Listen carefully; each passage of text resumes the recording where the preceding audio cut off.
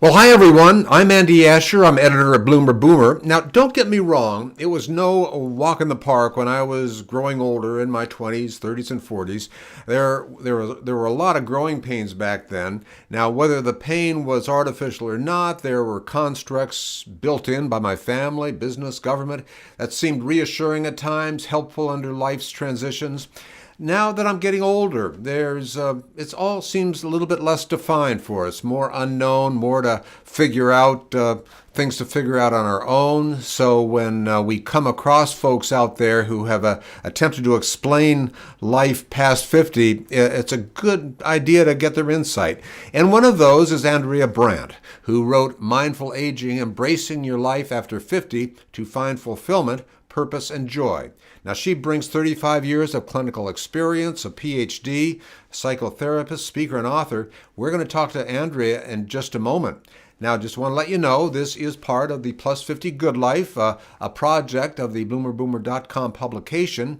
We'll be back with Andrea right after this.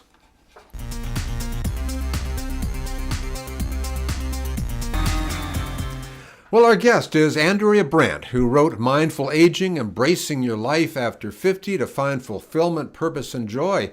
Andrea, thanks so much for joining us. Oh, it's my pleasure, Andrew. I love talking about this subject. Well, you've done it for a long time, some 35 years, and as you've had your practice, you've aged along with it. So I imagine you've seen a transition for yourself as well. Oh, definitely. The conventional approaches to aging, focus on the negatives, and they treat aging like we're all in decline and we're irrelevant and like it's something to be managed rather than an opportunity to be seized. And I think this time in our life is an opportunity of a lifetime to grow happier, more confident, more loving, more engaging, all at the same time as we're getting older. I don't think it's a bad thing. I think it's wonderful. And I don't think there's any magical age at which we need to abandon our dreams and surrender our possibilities. I think we're all going to age. It's inevitable, but it's how we do it is up to us. Well, what have you seen in your practice? Because I'm coming from the standpoint that as we get older in our 50s, 60s, 70s on, life changes like it does at any age. It's just different. What am I missing here? Well, I think that a lot of society sees aging as, people retiring, people going out on the golf course. And not that older people are still vital. I mean, we're living longer and we're healthier. It's like a longevity bonus, is what I call it in my book. And we have so much to offer and so much to give, and that it is something that people need to seize upon and not render, older people useless and irrelevant. Yeah, absolutely. And if you want to get the phone, that's okay too. Yeah. So you're part of the title of your book is embracing your life after 50, and so that it says in effect what you just said, and so you espouse that. Are you seeing that amongst your patients and in your work? Let me say I'm helping them. A lot of them are in this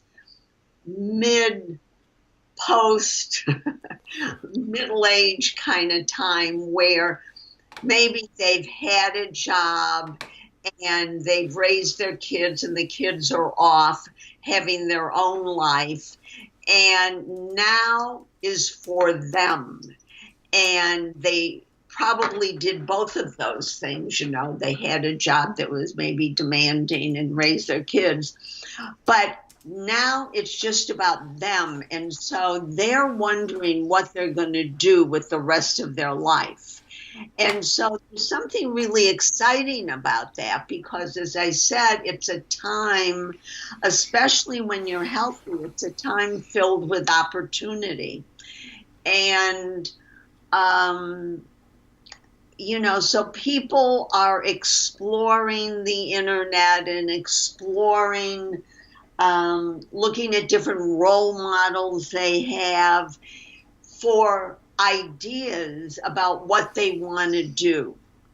Okay, and unfortunately, sometimes there are not that many role models out there. It's a new territory. At least that's been my perception on it. As we're younger, we thanks to the media and everything out there, we see other role models. They're very much publicized. We unfortunately don't see the role models shown as much for folks who might be over the age of 65, let's say, or 50.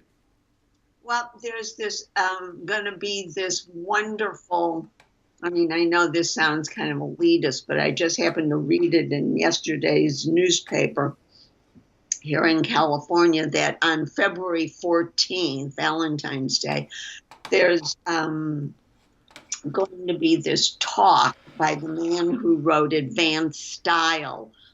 And it's full of older women in their 60s, 70s, and 80s that are still modeling. Literally, what we consider modeling on the ramp and everything. On the ramp. Uh-huh. Good. Fantastic. Yeah, it is fantastic. And there's a whole book out about it called Advanced Style, which is great. But, you don't have to do that. The point is people who have engaged in something they loved could be a mentor for people because they still have the knowledge. We're still very wise and capable. So we can give back. And not only does the person who's going to benefit from that feel good, but we feel good when we give back. Absolutely.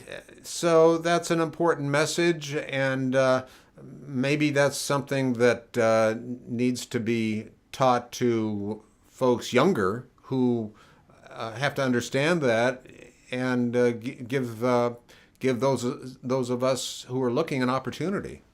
Right.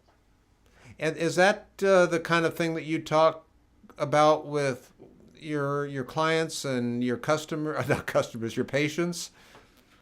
What, giving back? I talk about they need to come up with a realistic, I call it realistic positivity, okay? Which is a vision of what they want their life to be. I hope you liked the show and learned a thing or two. The full show will be available on YouTube and at BloomerBoomer. The audio version will be available on Apple Podcasts. We have other shows coming up with some amazing guests. Please like us on Facebook and visit us at bloomerboomer.com. Until next time, so long.